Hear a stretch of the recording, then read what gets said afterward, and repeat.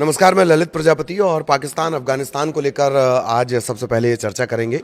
दरअसल जो सैन्य तनाव है वो बढ़ते बढ़ते अब लगभग पूर्ण युद्ध की स्थितियों में आ गया है।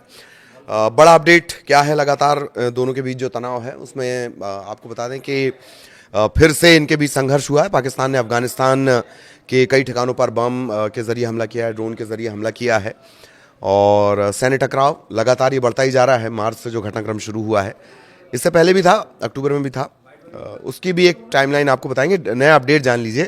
एयर स्ट्राइक के जरिए फिर बड़ा हमला हुआ है। पाकिस्तान ने कंधार में एक अफगानी सैन्य ठिकाने पर निशाना बनाया है। पाकिस्तान तर्क ये दे रहा है कि चूंकि तालिबानी सेना का जो ड्रोन अटैक था उसने सिविलियंस को निशाना बनाया, इससे पहले जो ड्रोन अटैक किया गया। हालांकि जो कहानी शुरू होती है वो टीटीपी के अड्डों पर हमले से शुरू होती है, वहाँ बाद में जाएंगे।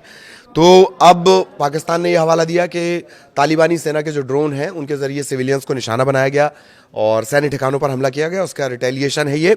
और रात भर पाकिस्तान की तरफ से ड्रोन अटैक किए गए हैं। इसके चलते अफगानिस्तान की तरफ से जब ड्रोन अटैक किए गए तब पाकिस्तान ने रिएक्शन दिया है।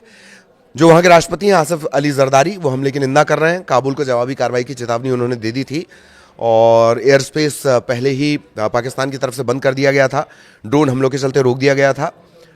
ड्रोन के गिरने वाले जो मलबे हैं, क्वेटा में 2 बच्चे और कोहाट और रावलपिंडी में एक नागरिक इसमें घायल हुआ है।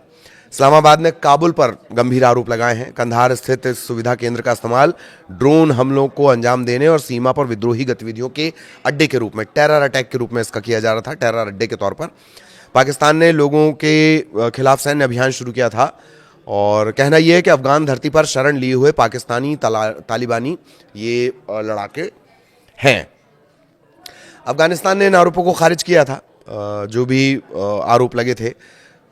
खुरासान प्रांत से जुड़े संगठनों के लड़ाकों को पनाह देने के जो आरोप लगे थे उसे तालिबान सरकार ने कंडम कर दिया, खारिज कर दिया। और गुरुवार की रात से शुक्रवार की सुबह तक पाकिस्तान ने काबुल और अफगानिस्तान के पूर्वी सीमावर्ती जो इलाके हैं वहाँ पर जो हमले किए गए थे उसके जवाब में फिर से हमले शुरू कर दिए। तो पाकिस्तानी हमलों में राजधानी में 4 लोग मारे गए हैं, महिलाएं बच्चे इसमें शामिल हैं। पूर्व में भी 2 अन्य लोग मारे गए हैं। सैन्य ठिकानों को निशाना बनाया गया है, ये दावा किया जा रहा है। हालांकि अफगानिस्तान यानी तालिबान की तरफ से इसे सिर्फ से खारिज कर दिया जा रहा है। ये जो टाइमलाइन है ये बहुत ज़्यादा पुरानी नहीं है, लेकिन अब ये पूरी तरह युद्ध में तब्दील हो गई है। इस टाइमलाइन को ज़रा देख लीजिए। अक्टूबर 2025 में ये शुरुआती झड़प होती है और फरवरी मार्च यानी पिछले महीने तक ये जो संघर्ष है वो एक युद्ध में तब्दील हो गया। शुरुआत इसकी अक्टूबर से होती है। पाक के हवाई हमले के बाद स्थितियाँ और बिगड़ गई। काबुल, कंधार और पख्तिया प्रांत में इसने हमले किए थे। लंबी चौड़ी ये एयर स्ट्राइक थी। टीटीपी के ठिकानों को टारगेट करने की बात कही गई थी। पाकिस्तानी तालिबान, इनके ठिकानों को टारगेट किया गया था। इसके बाद तभी तालिबान ने कहा था कि हम जवाब ज़रूर देंगे। इसके बाद पाकिस्तानी सैन्य चौकियों पर अफगानिस्तान की तरफ से हमले शुरू हो जाते हैं और फिर ये जो सिलसिला है वो लगातार बढ़ता चला गया। कई नागरिकों, बच्चों की जान जा चुकी है। लाखों लोगों को जो बॉर्डर एरिया है उससे विस्थापित करना पड़ा है। पाकिस्तान का आरोप ये कि अफगान तालिबान टीटीपी को पनाह देता है।